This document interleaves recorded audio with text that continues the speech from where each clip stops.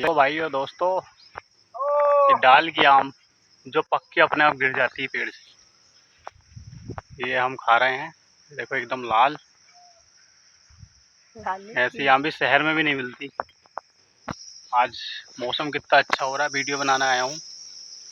ये हमारा कैमरामैन और बाग के रखवाले मालिक बड़े भैया। ये देखो बैग में बहुत सारी आम भी। देखो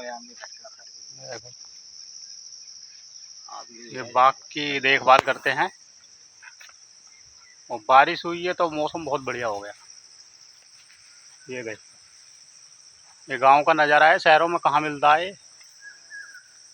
देख रहे हो। लो आ जाओ, खा लो भाई साहब, दोस्तों, गाइस।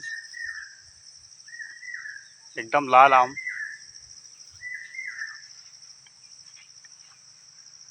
खा के देखता हूँ कैसा है।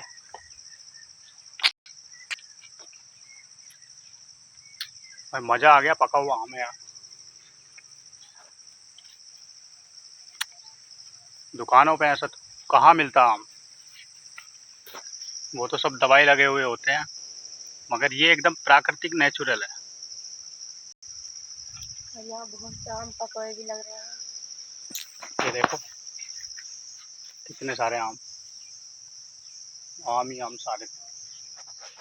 ये देखिए, तो पके हुए भी देखने